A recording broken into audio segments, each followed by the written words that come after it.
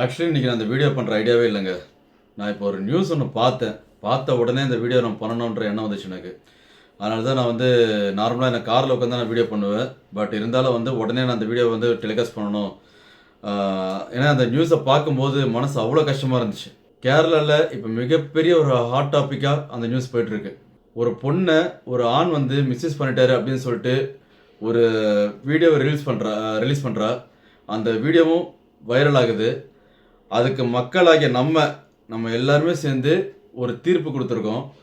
அந்த தீர்ப்போட விளைவு என்ன அப்படின்றது நான் அந்த வீடியோவில் சொல்கிறேங்க. ஏன் அப்படி சொல்கிறேன் அப்படின்னா, கேரளாவில் நடந்த விஷயம் நாளைக்கு நம்ம வீட்லேயோ நம்ம நாட்டிலேயோ நம்ம ஏரியாவில் கூட நடக்கலாம்.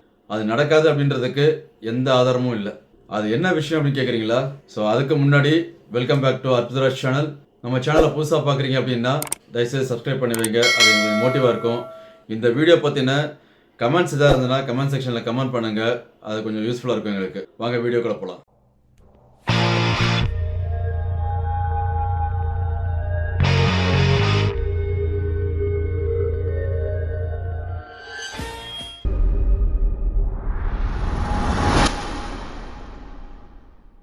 கேரளா கோழிக்கோடில் தான் நான் சொல்கிற இந்த சம்பவம் நடந்திருக்கு. பஸ்ஸில் ட்ராவல் பண்ணிட்டு இருக்கும்போது ஒரு பொண்ணுக்கிட்ட ஒரு ஆண் தப்பாக நடந்திருக்காரு அப்படின்னு சொல்லிட்டு ஒரு வீடியோவை அந்த பொண்ணு ரெக்கார்ட் பண்ணியிருக்கா. ரெக்கார்ட் பண்ணதும் இல்லாமல் அந்த வீடியோவை சோஷியல் மீடியாவில் போட்டிருக்கா. அந்த வீடியோ என்ன இருக்குது, கொஞ்ச நாளில் ரொம்ப வைரல் ஆகிடுச்சு. வைரல் ஆனதுனால அந்த ஆண்மகன் அவமானம் தாங்க முடியாமல் அவர் சூசைட் பண்ணி செத்துட்டாருங்க. ஆக்சுவலாக அங்கே என்ன நடந்துச்சு அப்படின்றத நான் இப்போ இந்த வீடியோ உங்களுக்கு ஷோ பண்ணிட்டு இருக்கேன் பாருங்கள்.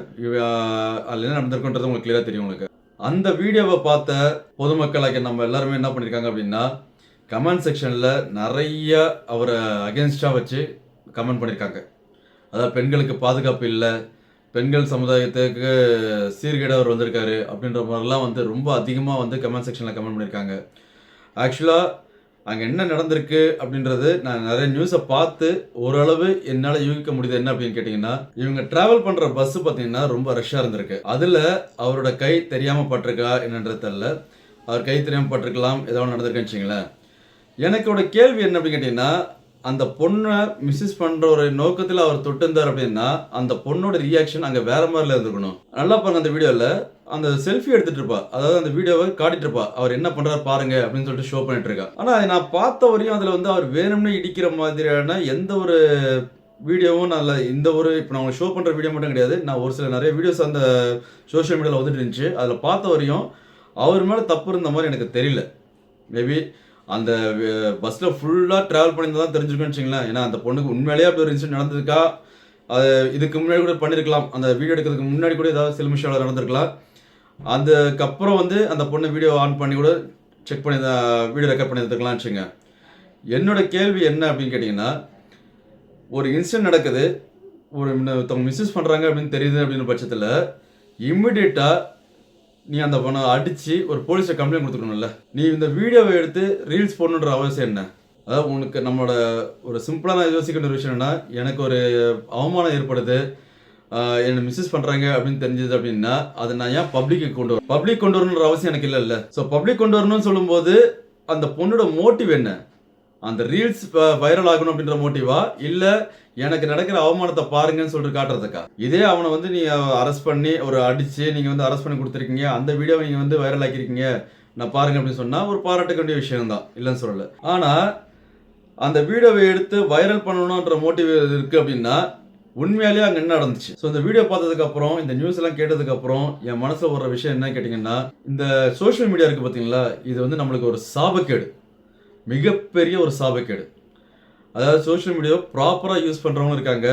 ஆனால் எனக்கு தெரிஞ்சு 80% இந்த ரீல்ஸ் மோகத்தில் நிறைய பேரை தன்னோட லைஃப்பை ஸ்பாயில் பண்ணுறாங்க அப்படின்றதான் உண்மையான ஒரு விஷயங்க. அதாவது எதுக்காக ரீல்ஸ் போடுறோம், என்ன போடுறோன்னு தெரியாமல் வியூஸ் வேணும், நம்ம லைக்ஸ் வேணுன்றதுக்காகவே கண்டக்கணிதெல்லாம் உள்ள தூக்கி போட்டு அதை வைரலாக்கி அதனால இன்னைக்கு ஒருத்தரோட உயிர் போய் அந்த குடும்பமே நடுத்துறையில் நிற்குது. இந்த மாதிரியான ரீல்ஸுக்கு கமெண்ட்ஸ் போட்டாங்களே நிறைய பேர், பெண்களுக்கு பாதுகாப்பு இல்லை அப்படின்னு சொல்லிட்டு. இன்றைக்கி அவர் செத்துட்டாருங்க, அவன் செத்து போயிட்டான். இன்னைக்கு உங்க மூஞ்சி எங்க வச்சுப்பீங்க? சோஷியல் மீடியாவில் வர்றது எல்லாமே உண்மைன்னு நினைக்காதீங்க தயவுசெய்து. கொஞ்சம் யோசிச்சு முடிவெடுங்க. கமெண்ட் செக்ஷன் கிடைச்சது அப்படின்னா உடனே அவனை போட்டு திட்டுறதும் இது பண்ணுறதும் நினைக்காதீங்க. அதே மாதிரி இன்னொரு விஷயம் சொல்லணும்னு ஆசைப்படுறேன். இப்போ அந்த தீபக், அவரோட பேர் தீபக், வயசு 42 வயசுங்க. இப்போ அவர் தற்கொலை பண்ணி இறந்தவர்.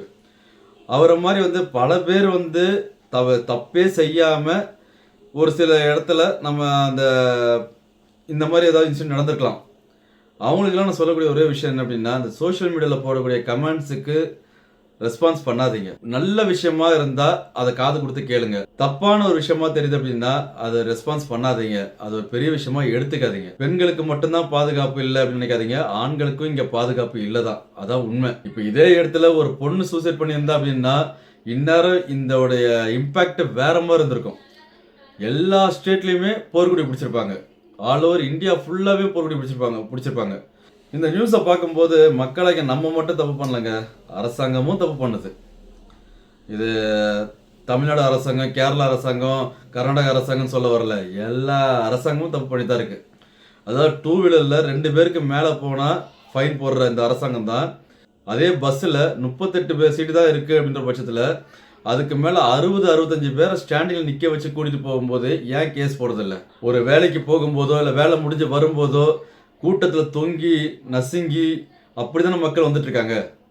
ஏன் அந்த பஸ்ஸை இவ்வளோ கூட்டம் ஏறக்கூடாது, இவ்வளோ தூரம் ஸ்டாண்டிங்கில் வரக்கூடாதுன்னு சொல்லிட்டு ரூல் கிடையாதா? அவ்வளோ கூட்டத்தில் வரும்போது கை முன்ன பின்ன படதாங்க செய்யும். இது வேணும்னே பண்ணுறது கிடையாது. அதை வேணும்னே பண்ணுறதுக்குன்னே ஒரு கூட்டம் இருக்குது. நான் அதை இல்லைன்னு சொல்லலை. அதாவது பெண்களுக்கு அநியாயமே நடக்கலை அப்படின்னு நான் சொல்ல வரல. கண்டிப்பாக பஸ்ஸில் இடிக்கிறதுக்காகவே சில நாய்ங்க வரானுங்க. நான் அது தப்புன்னு நான் சொல்ல வரல.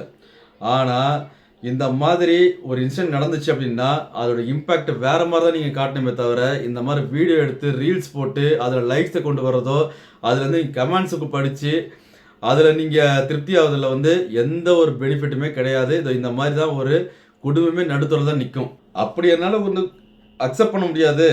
நான் யாருமே இடிக்கக்கூடாது, யாருமே தொடக்கூடாது அப்படின்னு நினைக்கிற ஆளாக இருந்தீங்கன்னா தயவுசெய்து கூட்டமாக இருக்க பஸ்ஸில் ஏறாதீங்க. ஏன்னா அங்கே வேணும்னு இடிக்கிற ஆம்பளைங்க கூட வரது கிடையாது. வேணும்னு இடிக்கணும் அப்படின்ற எண்ணத்தோட நிறைய ஆம்பளைங்க மேலே ஏறது கிடையாது. அவங்களும் குடும்பம் இருக்குது, குழந்தை குட்டிங்க இருக்குது. அவங்க வேலைக்கு போயிட்டு வர வீட்டுக்கு போகணுன்ற எண்ணத்தோடு தான் அவங்க ஓடுவாங்க.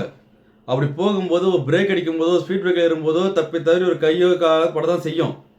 அப்படி இன்கேஸ் பண்ணக்கூடாது இருக்கக்கூடாது அப்படின்னா நீங்கள் ஆட்டோ புக் பண்ணிட்டு போங்க, இல்லை டாக்ஸி புக் பண்ணிட்டு போங்க. அந்த மாதிரி நினைக்கிற பொண்ணுங்க, இந்த மாதிரி சில பொண்ணுங்க பண்ணுற தப்புனால எத்தனை பொண்ணுங்களுடைய பேர் கெட்டு போகுது தெரியுங்களா? அந்த பஸ்ஸில் ட்ராவல் பண்ணுற பொண்ணுங்களோட நிலைமையை யோசிச்சு பாருங்கள். ஒவ்வொருத்தரும் வேலைக்கு போயிட்டோ இல்லை படிக்க போயிட்டோ அந்த கூட்டத்தில் நசுங்கி எப்படியாவது வீட்டில் போய் இறங்கணும் அப்படின்னு சொல்லிட்டு மனசு உடஞ்சி போய் எவ்வளோ தூரம் ட்ராவல் பண்ணுறாங்க. ஆனால் இந்த மாதிரி பொண்ணுங்க ஒரு சில பேர் பண்ணுறதுனால எல்லா பொண்ணுங்களும் கெட்டவங்கன்ற மாதிரி பார்க்க வேண்டிய சூழ்நிலை இருக்குது. அந்த பஸ்ஸில் ஏறினாலே பொண்ணுங்களும் பயந்து நிற்க வேண்டியிருக்கு, ஆண்களும் பயந்து நிற்க வேண்டியிருக்கு. இதில் என்னோட கேள்வி ஒரே ஒரு கேள்வி தான். இந்த இன்சிடென்ட் நடந்துச்சு இல்லையா? இன்சிடென்ட் நடந்து அந்த பொண்ணு வீடியோ ரிலீஸ் பண்ணுறாள்ல, இது உண்மையா பொய்யா அப்படின்னு தீர்ப்பு கொடுக்க வேண்டிய இல்லை அந்த உண்மையா பொய்யான்னு கண்டுபிடிக்க வேண்டிய வேலை யாரோடது? போலீஸோடதா, இல்லை கோர்ட்டோடதா, இல்லை இந்த இன்ஸ்டாகிராம் யூடியூப்பு இதில் கமெண்ட் பண்ணுறீங்களே அந்த கமெண்ட் பண்ண முடியாது அவங்களோடையதா? உங்களோட கமெண்ட் தான் இன்னைக்கு ஒருத்தரோட உயிரை போக வச்சிருக்கு. நம்ம போடுற ஒவ்வொரு கமெண்ட்டும் வேல்யூபிளாக இருக்கணும். அடுத்தவங்களை காயப்படுத்தக்கூடாது. ஒருத்தவங்க வீடியோ போடுறாங்க அப்படின்னா அது உடனே எல்லாமே உண்மை நினைக்காதீங்க, தயவுசெய்து நினைக்காதீங்க. அது எந்த ஒரு இன்ஸ்டாகிராமோ ஃபேஸ்புக்கோ யூடியூபோ எந்த ஒரு சோஷியல் மீடியாவும் எடுத்துக்கிட்டோம், எந்த ஒரு யூடியூபாக இருந்தாலும் எந்த ஒரு வீடியோவாக இருந்தாலும் அதை பார்த்த உடனே உண்மை நினைக்காதீங்க. அதாவது சிம்பிளாக சொல்லப்போனால் நம்ம சின்ன வயசில் படிச்சிருப்போம், ஞாபகம் இருக்குங்களா? கண்ணால் காண்பதும் போய் காதால் கேட்பதும் போய் தீர விசாரிப்பதே மெய். இன்னைக்கு பல பேருக்கு இந்த இன்ஃபர்மேஷன் தெரியல. இந்த 3 குரங்குங்க உட்காந்துருக்கோம், கண்ணை மூடிட்டு காதை மூடிக்கிட்டு வாயை மூடிட்டு உட்காந்துருக்கோம். அதை தயவுசெய்து பாருங்கள். இது மொபைல் பார்க்குறவங்களுக்கோ இல்லை இன்ஸ்டாகிராம் ஃபாலோவர்ஸ்க்கோ பண்ணக்கூடிய விஷயம் கிடையாது. எல்லாருக்குமே பொருந்தும், எல்லாத்துக்கும் பொருந்தும். பார்த்த உடனே நம்பாதீங்க, கேட்ட உடனே நம்பாதீங்க. அது என்னன்ற தீர விசாரிங்க, பாருங்க, நியூஸை பாருங்க, இல்லை இன்ஃபர்மேஷனை கேளுங்க. உங்களுக்கு விஷயம் தெரிஞ்சா கமெண்ட் பண்ணுங்க, இல்லையா கமெண்ட் பண்ணாதீங்க. நீங்கள் கமெண்ட் பண்ணுறதுனால ஒன்றும் ஆக போகிறது கிடையாது. ஏன்னா இன்னைக்கு சோஷியல் மீடியாவில் கமெண்ட் பண்ணக்கூடிய 98% பேர் எப்படி தெரியுங்களா? ஒரு பிரச்சனை வந்தால் வெளியே நிற்க மாட்டாங்க. அவங்களோட வேலை கமெண்ட் பண்ணுறது மட்டும்தான். கமெண்ட் செக்ஷனில் கமெண்ட் பண்ணிட்டு சைலண்டாக உட்காந்துப்பாங்க. இப்போ அந்த பொண்ணு ரீல்ஸ் போட்ட உடனே அவனோட அந்த தீபக்ன்ற ஒரு அகேன்ஸ்டாக எத்தனை பேர் கமெண்ட் போட்டீங்க? அதே கமெண்ட் போட்ட எல்லாருமே அவர் இறந்துட்டாருன்னு என்ன சொல்லி கமெண்ட் பண்ணீங்க, இதுக்கு நீதி விசாரணை வேணும். ஸோ தயவுசெய்து கமெண்ட் பண்ணும்போது யோசிச்சு கமெண்ட் பண்ணுங்கள். எந்த ஒரு வீடியோ பார்த்தாலும் சரி. அதுக்காக இந்த வீடியோவை நான் மெயினாக வந்து இமீடியட்டாக நான் எடுக்கணும்னு சொல்லிட்டு எடுத்துகிட்டு இருக்கேன். அதே மாதிரி வீடியோ போடுறோம், ரீல்ஸ் போடுறோம் அப்படின்னா அடுத்தவங்களை பாதிக்காத அளவு போடுங்க. அது உண்மையான நியூஸாக இருந்தது அப்படின்னா நீங்கள் போடுறது தப்பு கிடையாது. நான் வந்து ஒரு ப்ராப்ளம் நடக்குது, அந்த ப்ராப்ளத்தை வீடியோ எடுத்து போடுறது தப்பா அப்படின்னு கேட்டிங்கன்னா தப்பு கிடையாது. ஆனால் அந்த ப்ராப்ளத்தை லாஸ்ட் வரையும் காட்டுங்க. அது என்ன நடந்துச்சுன்றது காட்டுங்க. இப்போ ஒரு எக்ஸாம்பிள் வந்து அந்த வீடியோ பார்த்து, இப்போ நான் காட்டுற வீடியோ பாருங்களேன். அந்த லேடி வந்து அவர் இடிக்கிற மாதிரி வந்து அந்த வீடியோ எடுத்து ஷோ பண்ணி காட்டுறாங்க. அதுக்கப்புறம் அந்த லேடி என்ன பண்ணாங்க, அவர் வார்ன் பண்ணாங்களா, போலீஸில் ஹேண்ட் ஓவர் பண்ணாங்களா, என்ன செஞ்சாங்க அப்படின்ற இன்ஃபர்மேஷன் எதுவுமே அங்கே இல்லை. இன்றைக்கி அவர் இறந்ததுக்கப்புறம் இந்த லேடியை நம்ம குற்றம் சொல்கிறோம், அவருக்கு இறக்கிறதுக்கு முன்னாடி அவரையும் நம்ம குற்றம் சொல்லியிருக்கோம். ஸோ இந்த வீடியோ உங்களுக்கு பிடிச்சிருந்தது அப்படின்னா தயவுசெய்து சப்ஸ்கிரைப் பண்ணி வைங்க. அடுத்த வீடியோ உங்களை சந்திக்கும் வரை உங்களிடமிருந்து விடைபெறுவது உங்கள் அற்புதராஜ். பாய்.